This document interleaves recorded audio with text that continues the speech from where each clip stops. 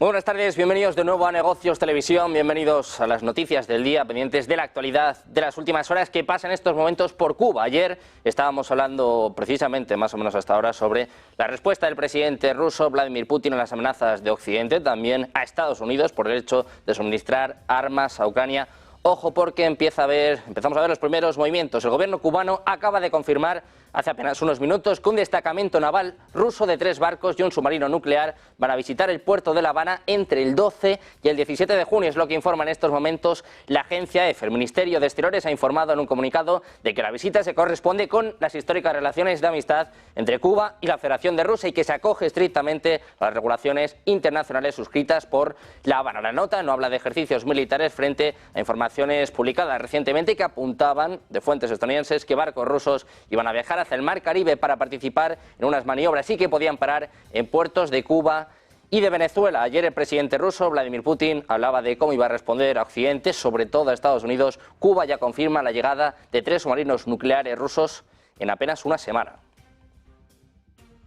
Miramos también a la administración de Biden. Ha advertido a Israel en las últimas semanas contra la noción de una guerra limitada en el Líbano. Advierte a que esto podría empujar a Irán a intervenir. Es lo que apuntan a Axios dos funcionarios estadounidenses y un funcionario israelí. Funcionarios de Estados Unidos e israelíes dicen que existe una creciente preocupación en las FDI y en el Ministerio de Defensa israelí de que la situación en el Líbano esté llegando a un punto de inflexión. Estados Unidos y Francia han estado intentando encontrar una solución diplomática para reducir las tensiones en la frontera, pero aún no han logrado avances en este sentido. Impedir una guerra total entre Israel y Hezbollah, que podría provocar una destrucción de gran alcance en el Líbano. Israel ha sido un objetivo clave de la administración Biden en sus esfuerzos por evitar que los combates en Gaza se expandan hasta convertirse en un conflicto regional mucho más amplio. Sin embargo, la administración Biden cree que será imposible restablecer la calma en la frontera entre Israel y el Líbano sin un alto el fuego en Gaza. Funcionarios de Estados Unidos están diciendo a Axios que la administración le ha dicho a Israel que no cree que una guerra limitada en el Líbano o una pequeña guerra regional sea una opción realista. Piensan que va a ser difícil evitar que se amplíe a un conflicto regional. La administración de Biden advierte a Israel de que una invasión terrestre del Líbano, incluso si es solo en las áreas cercanas a la frontera, probablemente empujaría a Irán a intervenir. Es lo que apunta en los últimos minutos también la agencia Axios. Nueva alerta de Estados Unidos a Israel dice que Irán podría intervenir si se abre el frente en el Líbano. En España, el ministro de Asuntos Exteriores, Unión Europea y Cooperación de Gobierno, José Manuel Álvarez, ha anunciado hoy ante los medios de comunicación que España apoyará al Tribunal Internacional y que va a entrar en el procedimiento por la situación en Gaza, sumándose a la denuncia de Sudáfrica. Escuchamos a Álvarez, dice que está con el Tribunal Internacional de Justicia. Va a intervenir en el procedimiento del Tribunal Internacional de Justicia iniciado por Sudáfrica ante la situación en Gaza. Se trata de un paso que llevamos valorando muchas semanas, un paso que ya han dado otros países y otros han anunciado que lo van a hacer. Tomamos esta decisión ante la continuación de la operación militar en Gaza, como hemos visto tristemente en los últimos días. También observamos con enorme preocupación la extensión regional del conflicto. Nuestro objetivo con esta decisión es doble. En primer lugar, que la paz regrese a Gaza y a Oriente Medio. Y para ello es urgente que todos apoyemos al Tribunal, como hace hoy. España se convierte de esta forma en el primer país de la Unión Europea en adoptar esa posición, lo que supone un gran paso. El ministro ha asegurado que van a apoyar la decisión que tome el Tribunal. Por supuesto, dice España va a apoyar a la decisión que tome el Tribunal y también la va a cumplir. Mientras tanto, al menos 27 personas han muerto, incluidos 5 niños, y decenas más han resultado heridas en un ataque israelí contra una escuela de la Agencia de Naciones Unidas para los Refugiados Palestinos en Oriente Próximo, en el campamento de refugiados de Nuseirat, en el centro de la Franja de Gaza. La oficina de prensa de las autoridades gazatíes ha indicado que las víctimas han sido trasladadas al hospital Mártires de Al-Aqsa, si bien un gran número de mártires y heridos siguen llegando al hospital. Dicen que ha estado lleno de heridos y pacientes por encima de su capacidad clínica. Añaden que esto presagia un verdadero desastre que va a conducir a un aumento aún mayor en el número de mártires.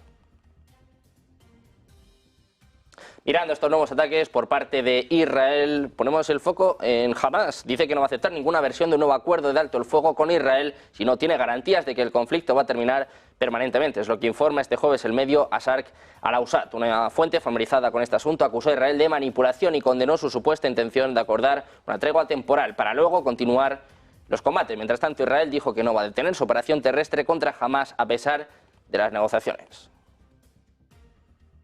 Mientras tanto, Irán ha lanzado una advertencia a Israel sobre una posible nueva operación militar contra el partido de Hezbollah en el norte del Estado judío, según informaba la misión permanente de la República Islámica ante la ONU en Nueva York. En un comentario para la publicación estadounidense Newsweek, dice que los gobernantes de Israel y sus partidarios son muy conscientes de que, habiendo fracasado ya contra Hamás, sin duda van a enfrentar una derrota más formidable contra Hezbollah, que cuenta con una fuerza militar significativamente superior en comparación con Hamás, es lo que dice la misión diplomática iraní. La oficina expresó su confianza en que Hezbollah sea capaz de defenderse de Israel por sí solo, sin ayuda de Irán. Mientras tanto, dicen que la culpa de esta escalada va a recaer en el primer ministro israelí Benjamin Netanyahu, que supuestamente está interesado en este desarrollo para preservar su propio poder.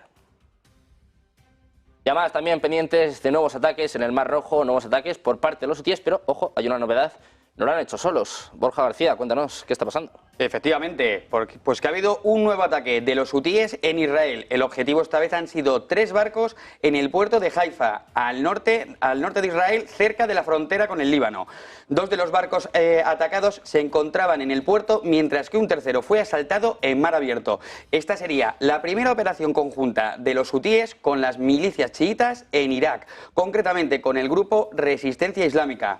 De hecho, el portavoz militar de los hutíes, Yahya Sarea, afirmó en un comunicado que habrá más operaciones conjuntas próximamente, hasta que Israel cese su brutal y criminal agresión contra nuestro pueblo en la Franja de Gaza, dijo el portavoz militar de los hutíes, que además hizo un llamamiento a todos los ejércitos árabes para que participen en operaciones de apoyo en solidaridad con la resistencia palestina. Bueno, pues pendientes de nuevos ataques por parte de los hutíes. Gracias, Borja. Miramos también a Europa. Hablamos de Italia. Dice que el presidente ruso, Vladimir Putin, intenta asustar a Europa y a Occidente al advertir sobre la potencia del armamento nuclear de Moscú, pero dice que es parte del juego con motivo de las próximas elecciones europeas. Es lo que apunta este jueves el vicepresidente del gobierno italiano y ministro de Asuntos Exteriores, Antonio Tajani. Dice literalmente que Putin está librando en este momento una guerra híbrida que amenaza y eleva el tono en vísperas de las elecciones europeas. Añade que intenta asustar a Europa y a Occidente, pero que es parte del juego y que nosotros debemos ir directamente a la meta, trabajando por la paz, manteniéndonos en nuestro apoyo a Ucrania. Es lo que dijo Tajani al Canal 5 de televisión. El mandatario ruso advirtió este miércoles de que las armas nucleares tácticas de su arsenal tienen de 70 a 75 kilotones de potencia. Para que se hagan una idea, más del triple que las lanzadas por Estados Unidos en Hiroshima y Nagasaki en 1945. También ha hablado en Francia en las últimas horas el presidente francés Emmanuel Macron. Hace ya 80 años, Francia, Europa y Estados Unidos conmemoran el aniversario del desembarco de Normandía, que tuvo lugar el 6 de junio de 1944. El presidente francés ha presidido los actos previstos, que van a tener su clímax este jueves en la playa de Omaha. El homenaje a los participantes va a durar 3 días. Dice Macron que a medida que aumentan los peligros, al igual que los militantes de la resistencia, están dispuestos a hacer los mismos sacrificios para defender su tierra de Francia y también sus valores republicanos. Es lo que decía en su primer discurso. Escuchamos a Macron, dice que están dispuestos a defender su tierra.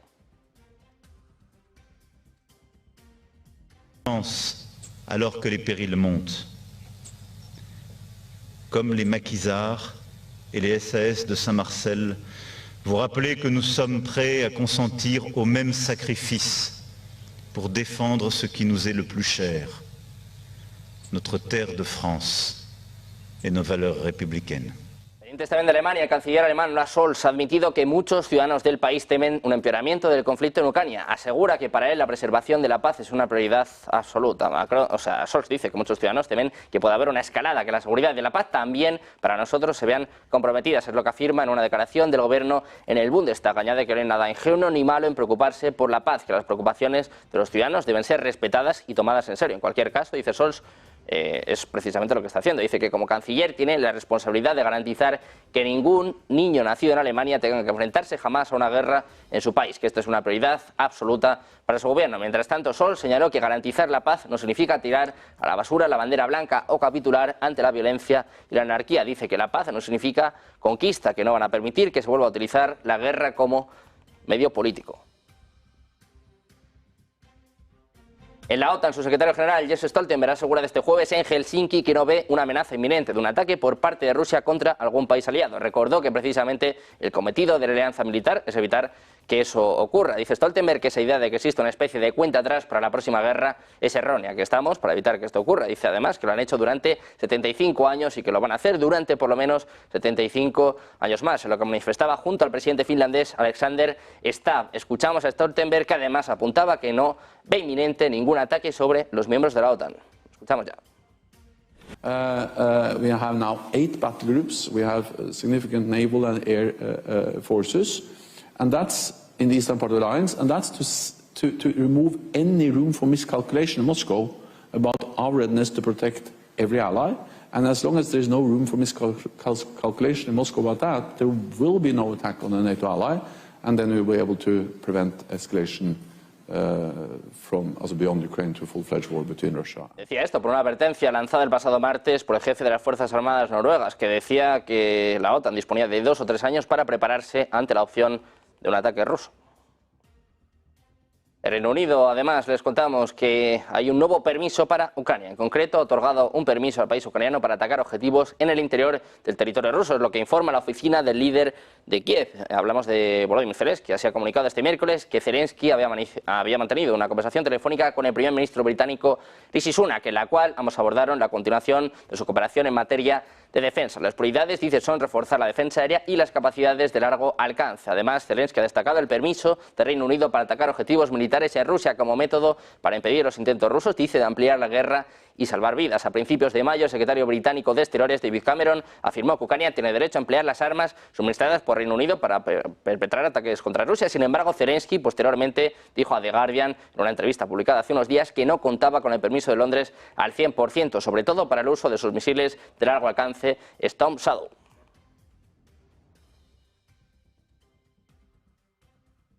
Hablamos también de Polonia. El presidente polaco Andrzej Duda ha convocado para el próximo lunes al Consejo de Seguridad Nacional como consecuencia del empeoramiento de la situación en la frontera con Bielorrusia, después de conocerse que 3 militares fueron detenidos por disparar contra migrantes que pretendían cruzar. Dice que, teniendo en cuenta lo que ha estado sucediendo últimamente y en los últimos meses, ha decidido convocar el Consejo de Seguridad. Dice Duda que el lunes lo harán después de las elecciones, en lo que contaba su paso por Francia por el 80 aniversario del desembarco de los aliados en el norte de Normandía durante la Segunda Guerra Mundial. Pendientes también de Noruega, el ministro noruego de Asuntos Exteriores, Espen Barth Eide, ha asegurado este jueves a EFE que aunque su país aún ha enviado instructores militares noruegos a Ucrania, como hizo Francia, mantiene conversaciones en curso con Kiev y no se descarta un posible despliegue de ese tipo en el futuro. Dice textualmente que actualmente no están hablando de instructores noruegos en Ucrania, pero que están brindando bastante instrucción a ucranianos fuera de Ucrania. Es lo que afirma en una entrevista con la agencia EFE en Nairobi, acudiendo a un acto con motivo del aniversario de las relaciones bilaterales entre Kenia y Noruega. Añade que esa es la situación actual, pero que hay conversaciones en curso, lo que reconocía el ministro, que además pronunció una conferencia en la Universidad de Nairobi. Hablamos también de Hungría. El ministro de Asuntos Exteriores húngaro, Péter Szijjártó, ha dicho este jueves en el Foro Económico Internacional de San Petersburgo que Hungría nunca va a aceptar imponer sanciones a la energía nuclear rusa, citando preocupaciones por la seguridad energética de su país. Añadió que Hungría está interesada en cooperar con Rusia en materia de energía nuclear. Dice que también están muy preocupados por las declaraciones de varios líderes europeos sobre el posible uso de armas nucleares. Espera que nadie piense seriamente en esto. También insistió en que hay que proteger todas las instalaciones nucleares, en referencia a la guerra en Ucrania y sobre todo a la central de Zaporilla, ya saben, la más grande de Europa. Mientras tanto, en Estados Unidos, hoy el presidente estadounidense Joe Biden ha prometido seguir defendiendo a Ucrania. Habla de que no quiere que caiga en el yugo ruso. Borja García, cuéntanos qué está diciendo Biden ahora. Efectivamente, el presidente estadounidense prometió este jueves seguir defendiendo a Ucrania para evitar que caiga bajo el yugo ruso y advirtió que la democracia está más amenazada que nunca. En un discurso en el cementerio estadounidense de Colleville-sur-Mer, durante las ceremonias de conmemoración del desembarco de Normandía, insistió en que no podemos plegarnos a los dictadores y en que si se hiciera se estaría olvidando lo que ocurrió hace 80 años con la liberación de Europa del régimen nazi. Escuchamos las palabras de Joe Biden. Isolationism was not the answer 80 years ago and is not the answer today. We know the dark forces that these heroes fought against 80 years ago. They never fade. The United States and NATO and a coalition of more than 50 countries standing strong with Ukraine We will not walk away, because if we do, Ukraine will be subjugated, and it will not end there. Ukraine's neighbors will be threatened. All of Europe will be threatened. And make no mistake, the autocrats of the world are watching closely to see what happens in Ukraine. ¿Estamos dispuestos a levantarnos contra la tiranía, a defender la democracia y la libertad? La respuesta solo puede ser sí, señaló después de subrayar que ceder ante los matones es impensable. Bueno, pues pendientes de palabras del presidente de Estados Unidos, gracias Borja por esta información. Les contamos también que lo que no quiere es cruzar la línea roja de Vladimir Putin. Dice que Estados Unidos no apoya los ataques estadounidenses contra Moscú y el Kremlin. Es lo que afirma el presidente estadounidense Joe Biden. Dice literalmente en una entrevista en la ABC que no van a permitir que se lleven a cabo ataques a 200 millas, unos 320 kilómetros en Rusia, y que no van a permitir que se lleven a cabo ataques en Moscú, en el Kremlin. Es lo que apunta en una entrevista con la ABC, comentando a petición de un periodista las palabras del presidente ruso Vladimir Putin de que el suministro de armas de precisión para ataques contra la Federación de Rusia equivale a la participación directa en el conflicto. Según el líder estadounidense, se permite el uso de armas cerca de la frontera para atacar objetivos específicos en Ucrania. Le preguntaban precisamente por este hecho, precisamente porque Putin diga que puede suministrar armas a enemigos de Estados Unidos, y también que el hecho de que Estados Unidos esté proporcionando estas armas a Ucrania sea una participación directa en la guerra. Y dice Biden que conoce a Putin desde hace más de 40 años y que le preocupa desde entonces, que no es un hombre decente, dice literalmente que es un dictador y que no le van a dar armas a Ucrania para atacar a Moscú justo al otro lado de la frontera. Pero, eso sí, dice Biden que están viendo un incendio significativo en Ucrania. A pesar de eso, no quiere cruzar la última línea roja del presidente ruso Vladimir Putin. Mientras tanto, precisamente Estados Unidos ha llevado a cabo un segundo lanzamiento de entrenamiento del misil balístico intercontinental Minuteman, tercero de la fase Vandenberg de la Fuerza Espacial estadounidense, en una semana, según un comunicado en el sitio web de la base. Dice literalmente que un misil balístico intercontinental desarmado se lanza durante una prueba operativa a la 1:46 hora del Pacífico el 6 de junio de 2024 en la base de la Fuerza Espacial Vandenberg, California. Es lo que se lee en el comunicado. La primera prueba operativa tuvo lugar el 4 de junio, según el ejército estadounidense. Estos lanzamientos de prueba de misiles balísticos intercontinentales demuestran que la flota de misiles balísticos intercontinentales de Estados Unidos está preparada, es confiable y eficaz para aprovechar el dominio, dice, en una era de competencia estratégica. En Rusia, en medio de las tensiones en los lazos con Washington por Ucrania, sobre todo el portavoz del Kremlin, Dmitry Peskov, ha calificado a Estados Unidos de Estado enemigo. Los comentarios del secretario de prensa del presidente ruso se producen después de que el exoficial de inteligencia estadounidense Scott Ritter afirmara que se le impedía visitar San Petersburgo y que funcionarios fronterizos le confiscaron el pasaporte. En respuesta, Peskov dijo a los periodistas que la última manifestación de la rabiosa campaña para impedir que los estadounidenses se comuniquen con Rusia solo sería comprensible si la medida tuviera alguna conexión con su antiguo estatus de inteligencia. Dice Peskov, ahora somos un país enemigo para ellos, al igual que ellos lo son para nosotros. Pendientes también de palabras del presidente ruso, Vladimir Putin advertía a los países occidentales con una respuesta asimétrica en caso de que se suministren armas de alta precisión a Ucrania para lanzar objetivos contra territorio ruso. Es lo que apuntaba en una entrevista con responsables de las principales agencias internacionales. Defendía el derecho de Moscú a responder. Apunta a que baraja proporcionar armas de precisión de largo alcance a regiones donde estas podrían ser utilizadas para apuntar contra infraestructuras sensibles de los países que están armando a Ucrania. Escuchamos la respuesta de Putin. Tiene mucho que ver con lo de Cuba, ¿eh? Lo escuchamos. Esos ataques están organizados por especialistas occidentales, no tenemos ilusiones acerca de ello. ¿Cuál será nuestra respuesta? Primero, vamos a avanzar nuestros sistemas antiaéreos para destruir cohetes de enemigos. Segundo, ahora estamos pensando si alguien cree posible suministrar tales armas a la zona de conflicto para infligir y lanzar ataques contra el territorio ruso. ¿Por qué Rusia no tiene el mismo derecho de suministrar tales armas a las regiones del mundo desde las cuales se pueden lanzar ataques ataques contra los terceros países. Entonces, nuestra respuesta será semejante. Precisamente la primera respuesta que anunciaba, como escuchaban, el presidente ruso, Vladimir Putin, va a tener lugar en los próximos días, en los próximos meses, y tiene mucho que ver con Estados Unidos. Rusia va a realizar ejercicios navales en el Caribe este verano, con posibles escalas en puertos de Cuba y Venezuela, es lo que revelaban funcionarios estadounidenses a la agencia Reuters, en lo que Moscú describe como una demostración de fuerza, a medida que aumentan las tensiones por el apoyo militar occidental a Ucrania. Un alto funcionario dijo que Estados Unidos ha estado rastreando buques de guerra y aviones rusos y que se espera que lleguen a la región en las próximas semanas, antes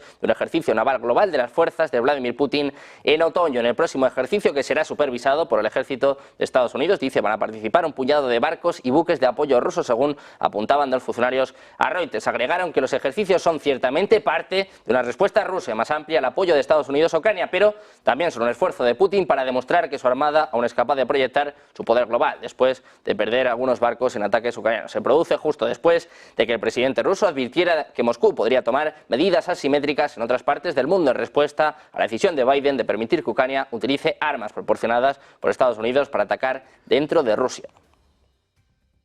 También hay respuesta para Francia. Investigadores rusos han dicho este jueves que habían detenido a un ciudadano francés bajo sospecha de recopilar información sobre las actividades del ejército ruso. El Comité de Investigación Estatal afirmó que se sospechaba que el hombre, durante un periodo de varios años, había recopilado intencionalmente información en el ámbito de las actividades militares y técnico-militares de la Federación Rusa. Añaden que esta información obtenida de fuentes extranjeras puede utilizarse contra la seguridad del Estado. Para estos fines, visitó repetidamente el territorio de Rusia, incluida la ciudad de Moscú, donde se reunió con ciudadanos de la Federación de Rusia. En este sentido, los investigadores están diciendo que el hombre, a quien no identificaron, sería acusado en breve, según una ley rusa, por no registrarse como agente extranjero, lo que conlleva una pena de hasta 5 años de prisión. No hay comentarios por el momento por parte del Ministerio de Relaciones Exteriores francés en París. La agencia TASS identifica al hombre como un empleado del Centro para el Diálogo Humanitario, una organización sin fines de lucro con sede en Suiza, cuyo sitio web dice que funciona desde 1999 para ayudar a prevenir, mitigar y resolver conflictos armados a través del diálogo y la mediación en países como, por ejemplo, España, Filipinas y Libia. También en Ucrania, el presidente ucraniano Volodymyr Zelensky ha reivindicado hoy a su llegada a Normandía, Francia, donde va a participar en esta conmemoración del 80º aniversario del desembarco aliado, la importancia de la unidad entre quienes respetan, dice, los valores humanos y la vida. Dice Zelensky que los aliados defendieron entonces la libertad de Europa y los ucranianos hacen lo mismo ahora. Añade que la unidad prevaleció entonces y que la unidad verdadera puede prevalecer hoy. Es lo que escribía Zelensky en sus redes sociales. Decía que hoy su esposa y él han llegado a Normandía, Francia, para importantes acontecimientos y reuniones que tienen como objetivo fortalecer a su país y promover la unidad entre quienes respetan los valores humanos y la vida. El jefe del Estado ucraniano ha agregado que la efeméride que se celebra hoy sirve de recordatorio del coraje y la determinación demostrada por la libertad y la democracia. Precisamente mirando a Ucrania, también al papel de Estados Unidos, les contamos que recientemente se han usado armas estadounidenses para lanzar ataques en territorio ruso, es lo que informa la agencia de noticias Associated Press, citando a un senador estadounidense y a un funcionario occidental. Al mismo tiempo, la agencia de noticias no especificó quién fue atacado ni qué tipos de armas se utilizaron. El secretario de Estado estadounidense, Antony Blinken, confirmó el 31 de mayo que Biden había autorizado el uso de armas estadounidenses para ataques en territorio ruso. Según él, solo pueden usarse para atacar las regiones rusas fronterizas con Kharkov. Blinken, eso sí, no descartó la opción de ampliar esta gama en el futuro. El mismo día, el gabinete de ministros alemán anunció que se podrían utilizar armas alemanas para proteger la región de Kharkov de los ataques rusos. Actualmente no hay unidad en los países occidentales en cuanto a las restricciones a las armas que suministran a Ucrania. Sin embargo, Ucrania no está satisfecha con el ritmo de formación de pilotos para los aviones de combate F-16 que le suministran sus aliados occidentales. Así lo informa la publicación Político. Según él, Kiev ha informado repetidamente a Washington de que está dispuesto a enviar inmediatamente 30 pilotos para el entrenamiento de pilotos de F-16. Sin embargo, según fuentes de Político, la parte estadounidense resultó estar lista para formar solo 12 pilotos ucranianos hasta septiembre de 2024. Además, la capacidad de los centros de formación en Rumanía y Dinamarca también resultó insuficiente para formar el número de pilotos que Kiev necesita.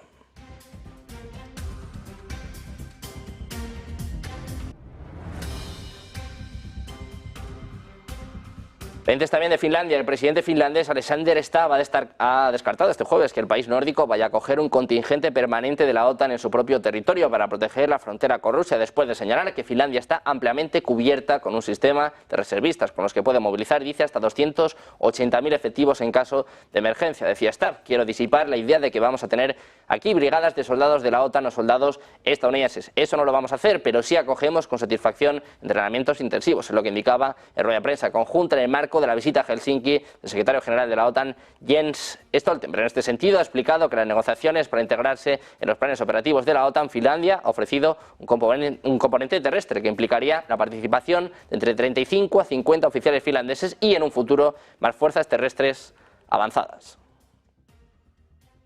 Hablamos también del Banco Central Europeo, la cita clave en lo que se refiere a la economía este jueves, donde han anunciado su decisión de reducir sus tipos de interés oficiales en 25 puntos básicos. Así, los tipos de las operaciones principales de financiación, la facilidad marginal de crédito y la facilidad de depósito van a bajar hasta el 4,25%, el 4,50% y el 3,75% respectivamente a partir del 12 de junio. El Consejo de Gobierno estimó que la información que muestra que la inflación se acerca a su objetivo del 2% demuestra que este recorte fue la decisión correcta después de 9 meses de mantener los tipos al mismo nivel. También destacó la moderación de la inflación subyacente. Escuchamos a Christine Lagarde, justifica así el recorte de tipos. Then we decided to cut. And we did so because overall our confidence in the path ahead. Además, el BCE predijo que la inflación promediaría el 2,5% en 2024, el 2,2% en 2025 y el 1,9% en 2026. También proyectó que el crecimiento económico de la eurozona será del 0,9% en 2024, 1,4% en 2025 y del 1,6% para 2026.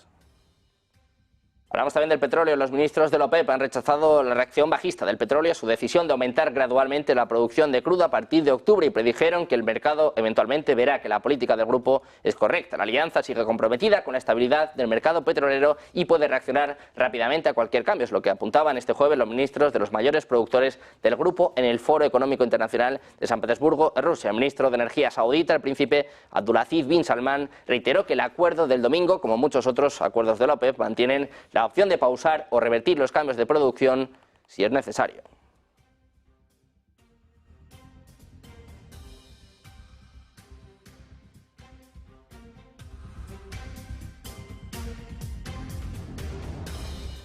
Pendientes también de Elon Musk, de su empresa SpaceX, ha confirmado su cuarto vuelo de prueba. Parece que ha ido todo bien, ¿no, Borja? Cuéntanos, ¿qué ha hecho ahora Elon Musk? ¿Qué ha liado? Pues es que SpaceX acaba de confirmar que su cuarto vuelo de prueba ha regresado con éxito a la Tierra. El lanzamiento se produjo a las 7 horas 50 minutos hora local desde Boca Chica, en Texas. Después de 2 intentos en 2023 que acabaron explotando y otro más en marzo de este año que no logró regresar a la Tierra.